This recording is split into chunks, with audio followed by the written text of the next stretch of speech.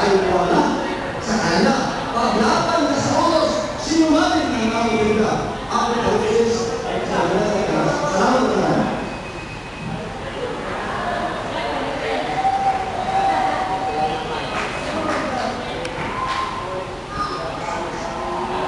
Ang salamat po. Ang salamat po ang magtatanong sa kabilang po si Brother Eddie Soriano po.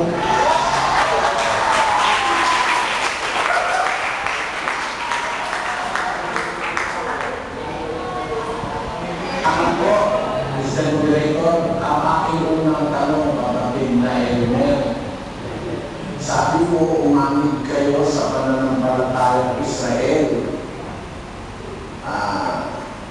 Meron ba sa Israel na pangalan na Remnant Israel Yahweh Assembly Yahshua Messiah? Meron ba grupong ganyan sa Israel?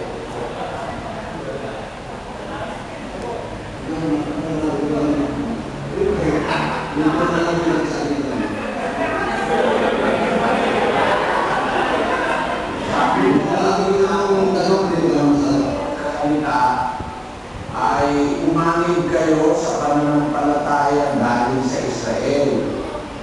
Ang tanong ko sa iyo, yung bang Remnant Israel Yahweh Assembly Yahshua Messiah, meron ba yan sa Israel? Meron po. Sa katunayan po, meron po akong mabilis. Kaya dito na lang ito. Ako po ay iluminahan ni Elder Kimpakan.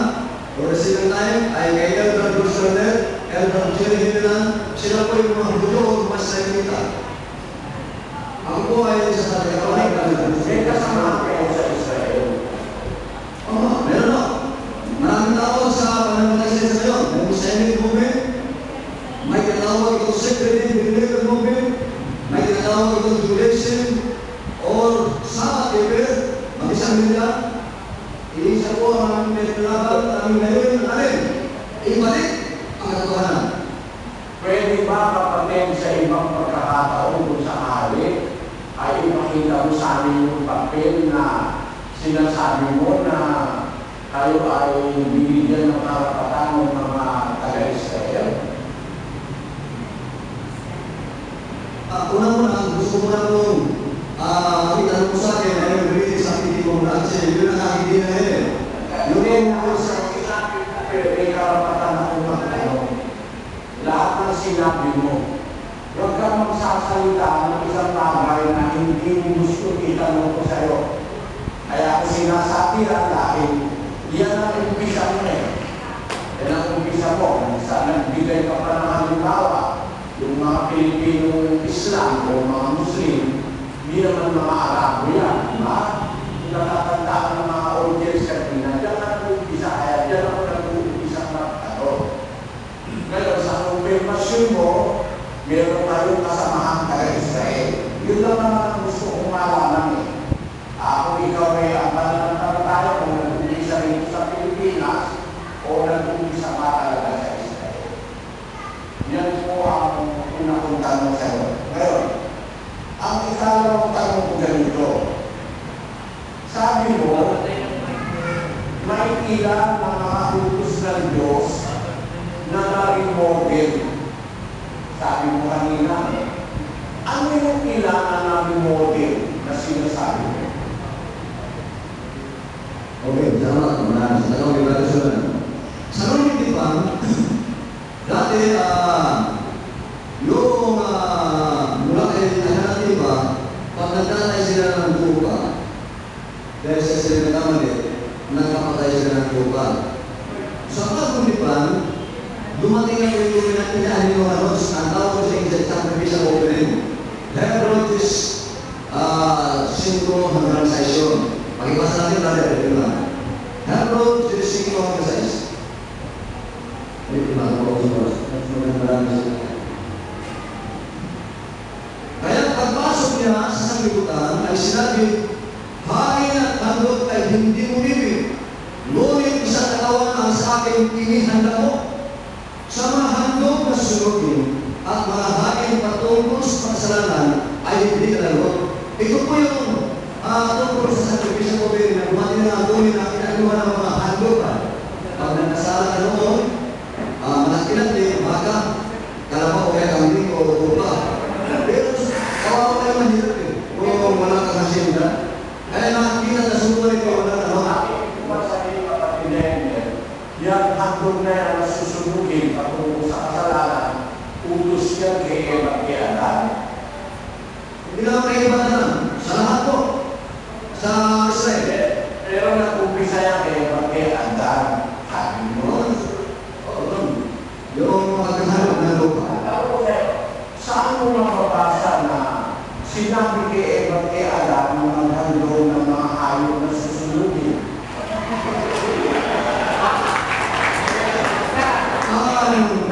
Ibig sabihin mo rin natin sa akin na ang ninanawanan mo pero pasalawan na pagpapalo. Halimbawa, yung una sa lupa, hindi mo sinisisa na kaya mo Sabi ko, nag-umpisa na kay Eva kay Adan, saka sa iba pa. Ang tinatanong ko lang, saan talata sa Biblia mababasa na iniutos kay Eva kay Adan maghandog ng mga hayop na susunugin?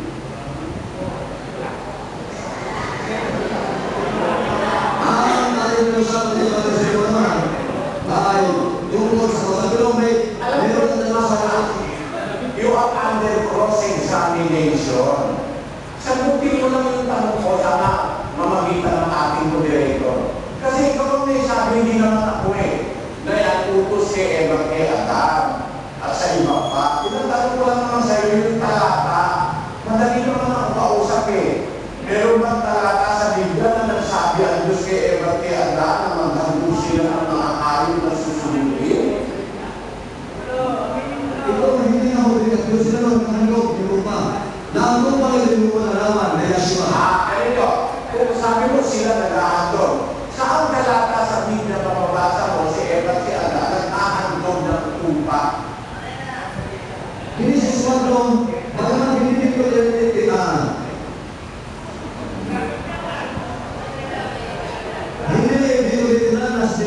iba ka ng misyon.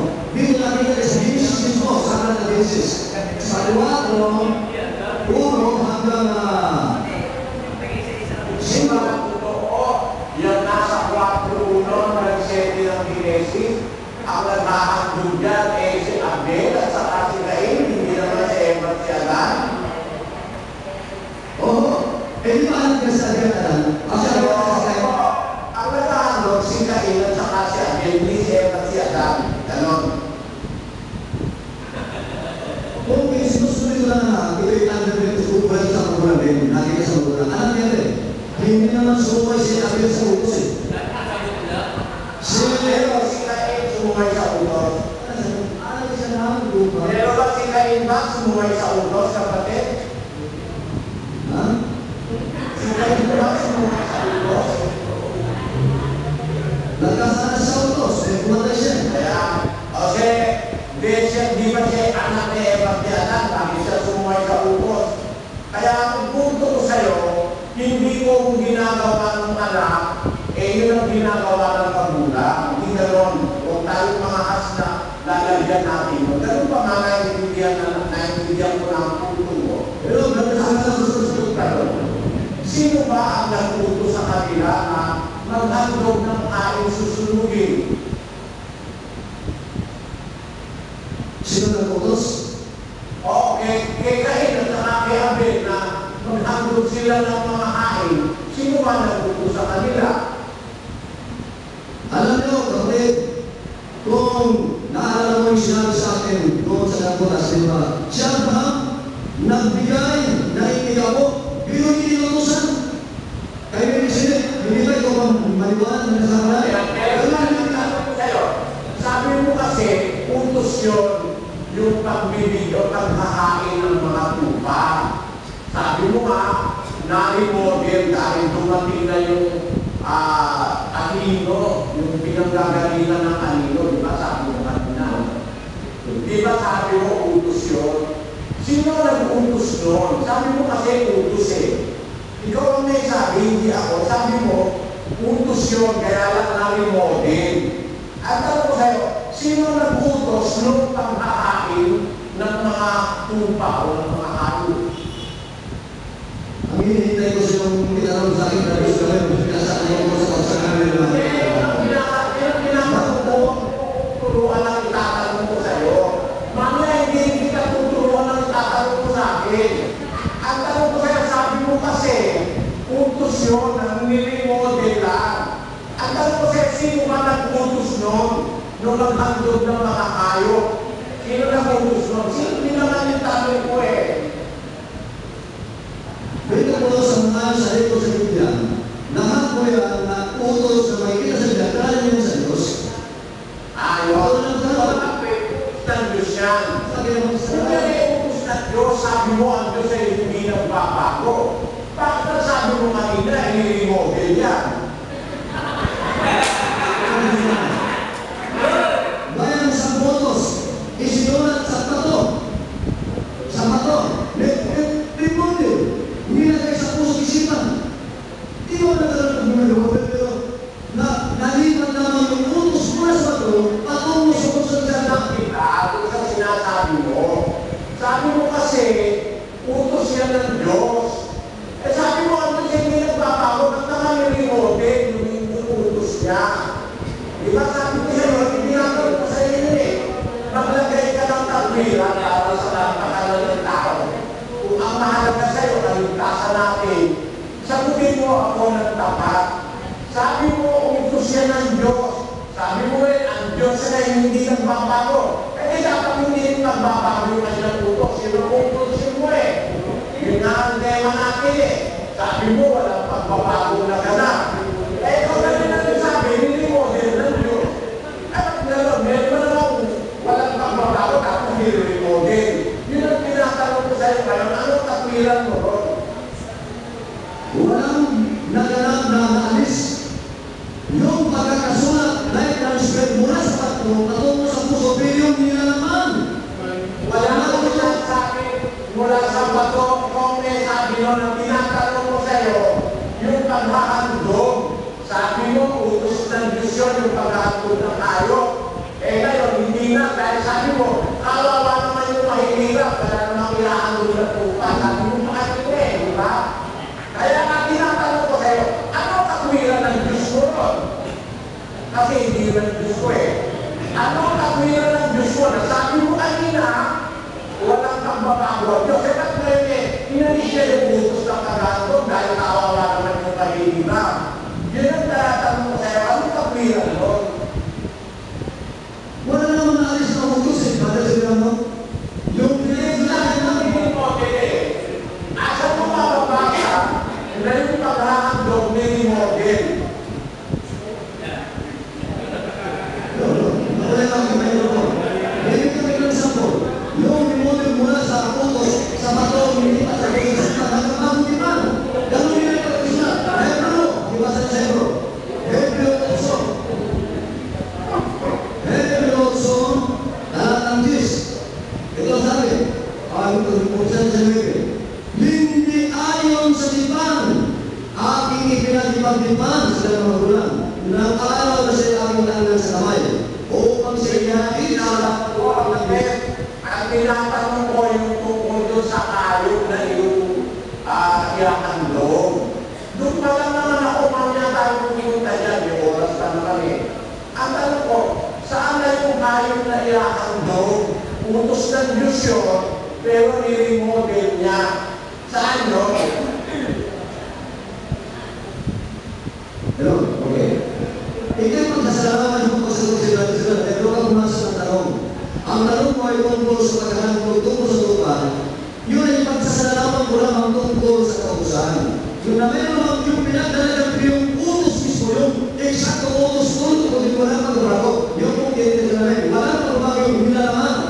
Kung yung pinagdalagan Walang pagbabago yung eksaktong utos, ibig sabihin, yung nilalaman, yung eksaktong utos, dapat hanggang ngayon, nakahandog lang tayo ng lupa. Di ba gano'n? Meron ako kami pagkasulat ng taon-taon. Meron kami yung tawag na Passover o Paswa. May Passover na kami. Yun po ay hindi na kami nagkakatay. Kaya wala akong pakialam doon kung may Pasko kayo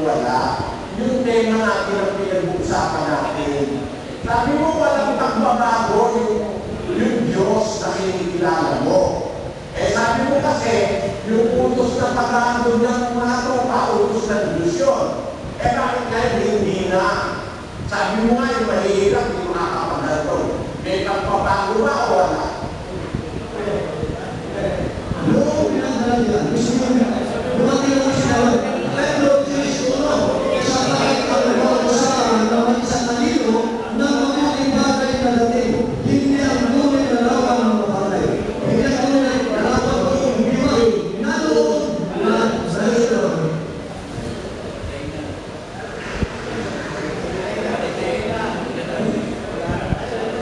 Pinalulungkot ko, wala na yata oras. Meron ng video dyan. Matapos na ba yan ng video?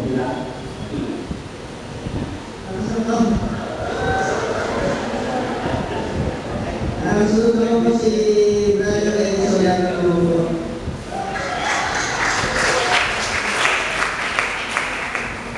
Mga kapatid, salamat po sa pagdalo at salamat din sa ating mga bisita, lalo na nagtumalo ngayon dito sa ating pag-uusap. Unang-una mga kapatid, ang Diyos ng Biblia ay hindi nagbabago. Wala tayong tutol na ang Diyos ng Biblia ay hindi nagbabago. Babasahin ko sa 17.1 o sa 1.17 ng Santiago. Pakibasa, kapatid. Ang bawat mabuting kaloob at ang bawat sakdal na kaloob ay pawang buhat sa itaas na bumababa mula sa Ama ng mga ilaw na sa Kanya'y walang pagbabago ni kahit anino man ang pag-iiba. Ayan, sa ang Diyos na Ama ng mga ilaw, kung tawagin sa Biblia, walang pagbabago kahit anino man ang pag-iiba't iba. Mga kapatid, mga kababayan, ang dapat yung mapansin, yung mismo kalagayan ng Diyos, hindi nagbabago. Yung kanyang kalagayan, yung kanyang being. Ang sabi sa Bibliang Griego, walang paralagy. Ang kahulugan ng paralagy, transmutation o pagbabago. Mula sa isang kalagayan, pupunta siya sa ibang kalagayan, hindi ganoon ang Diyos. Sa kanyang kalagayan, He is perfectly, infinitely like Himself from the past and until forever. Ang Diyos po hindi nagbabago. Ngayon, ang kautusan ba niya ay pwedeng magbago? Hindi naman yung Diyos yung kautusan eh. Mix up siguro si kapatid na yung nagkakama-sama na sa isip na parang halo-halo. May ube, may kamote, pinasama-sama na. Hindi gano'n ang dapat na pag-aaral sa Biblia. Ang Diyos mismo hindi nagbabago. Pero maaari bang magbago ang kanyang kautusan? Siya ang saksi ko. Sabi niya, nag-utos na maghandog ang Diyos. Mga tupa, mga baka, handog na susunugin, handog para sa kasalanan, nasa Biblia lahat yan eh. Utos ng Diyos yan. Basahin natin ang Levitico 1. Ganito ating mababasa. Salitain mo sa mga anak ni Israel at sabihin mo sa kanila, pagka ang sino man sa inyo ay naghahandog ng alay sa Panginoon, ang ihahandog ninyong alay ay galing sa mga hayop, sa mga bakahan at sa kawan. Kaya, utos ng Diyos yan eh, sa Israel. Kaya kung sino umamin sa Israel,